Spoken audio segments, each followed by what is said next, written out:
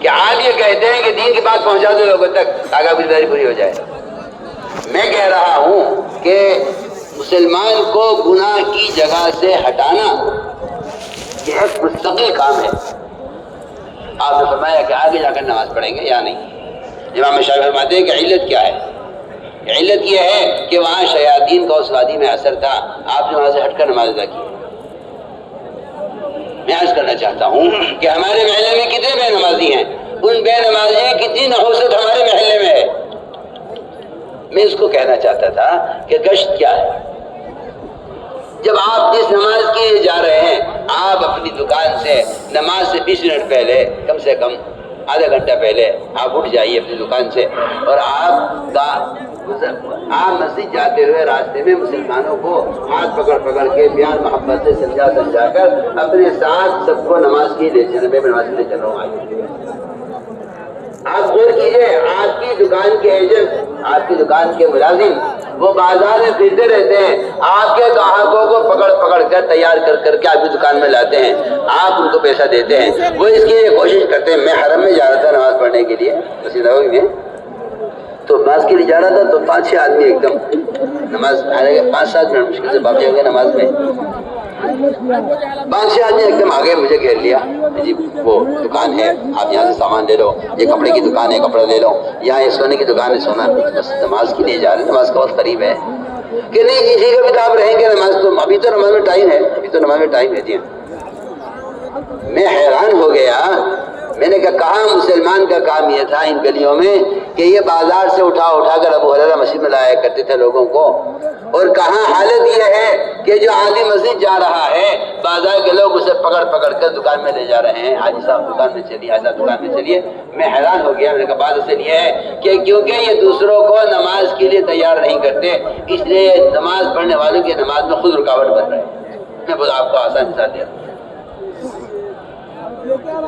سوچیے ہم اس لیے عرض کرتے ہیں 5 نمازوں میں آپ نماز کے مسجد جا رہے ہیں، گھر سے جا رہے ہیں، دکان سے جا رہے ہیں، آپ کے ذمہ لازم ہے، آپ کے ذمہ فرض ہے. میں کہتا ہوں فرض ہے، آپ کے ذمہ فرض ہے کہ آپ بازار میں کسی کو نماز چھوڑتے ہوئے دیکھ رہے ہیں، آپ کے ذمہ فرض ہے کہ آپ اسے نماز کے لیے تیار کریں، سب ساتھ لے کر جائیں. یہ آپ کے ذمہ فرض ہے. اگر آپ یہ فرض ادا نہیں کریں گے آپ گناہ گار ہوں گے.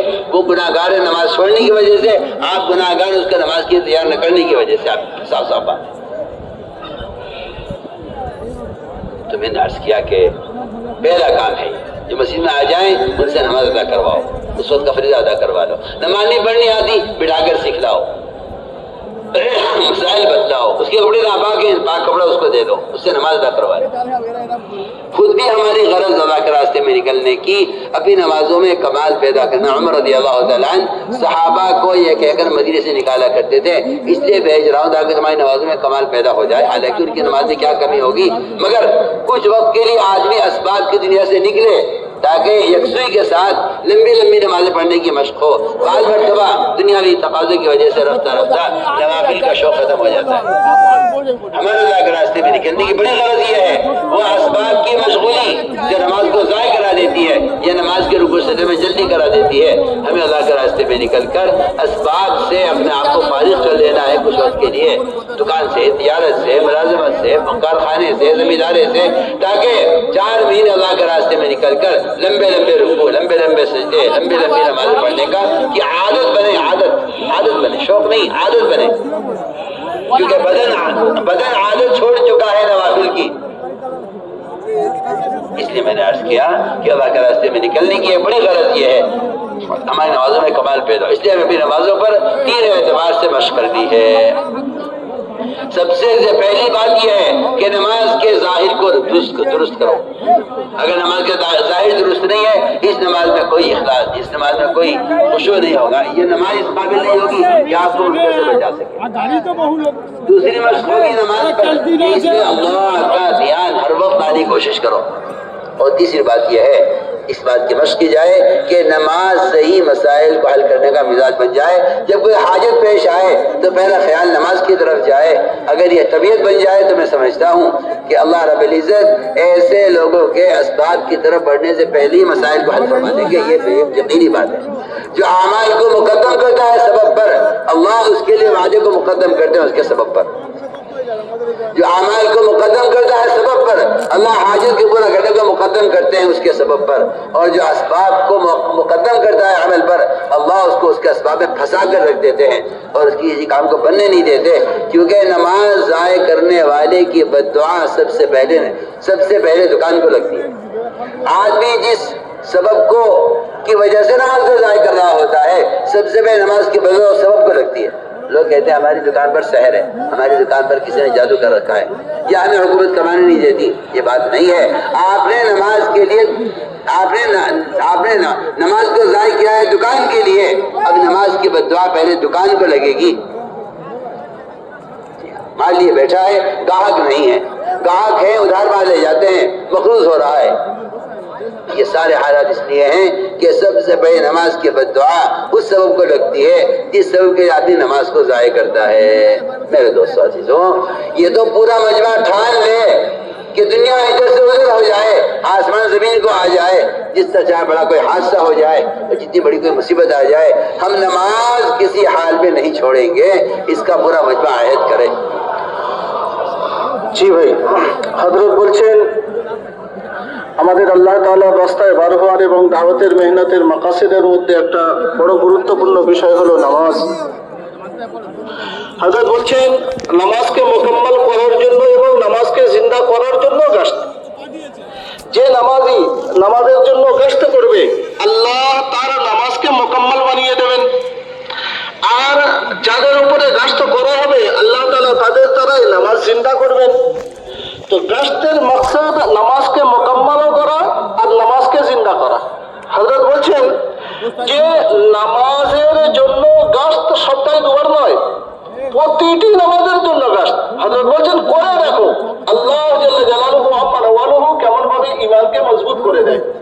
হযরত বলছেন হায়, আজ আমরা হুকুমতের দোষ দিই যে হুকুমত মুতাআসসিব, হুকুমত মুসলমানের ব্যাপারে বিভিন্ন ধরনের কঠোরতা তৈরি করছে, বিভিন্ন ধরনের কঠিন কানুন তৈরি করছে। বলছে হুকুমতের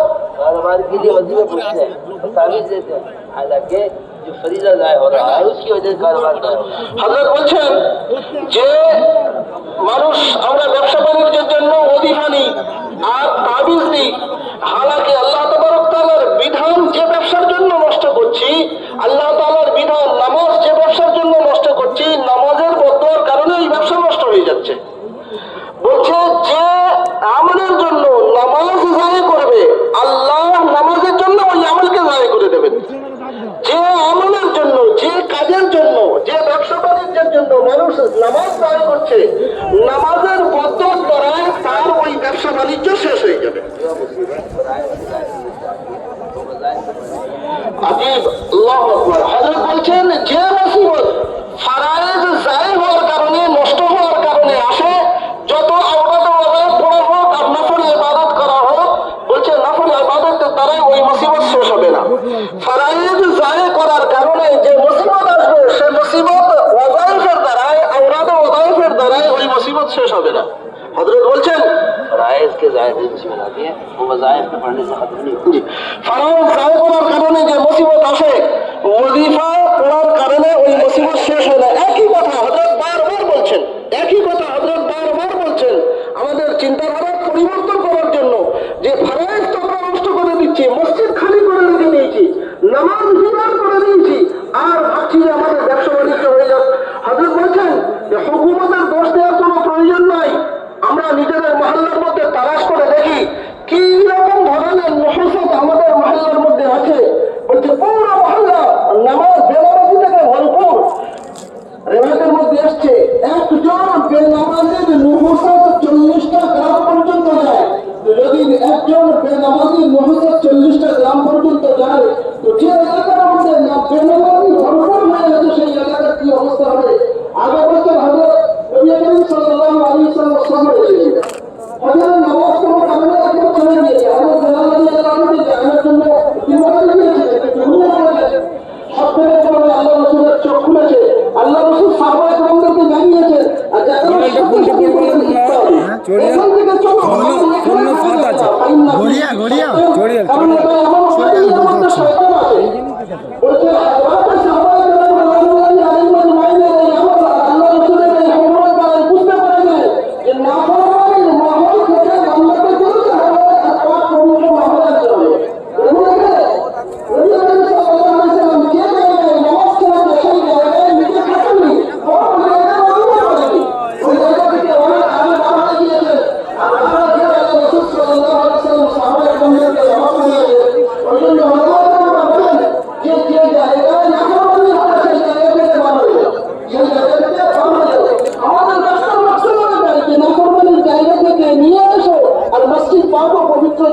তাদেরকে নিয়ে আসো।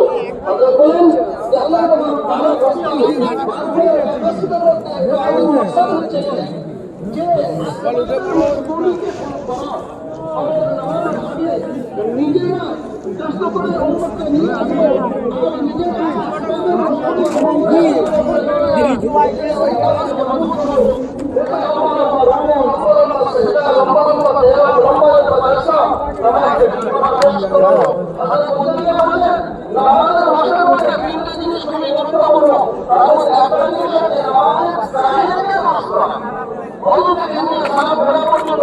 যতগুলো হুকুম আহকাম আছে সেগুলোকে ঠিক করা।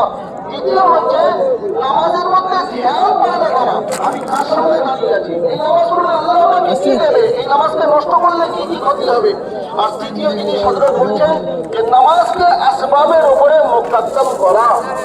যে কোনো ধরনের হালাত আসবে, সমস্ত হালাতের মধ্যে সব থেকে প্রথমে নামাজের দিকে ধাবিত হওয়া। ইলা হালাহু আমরুন ফাজাইলা সালাত। আল্লাহ রাসূল সাল্লাল্লাহু যখনই কোনো ধরনের সমস্যা আসতো আল্লাহ রাসূল নামাজের দিকে ধাবিত হতেন।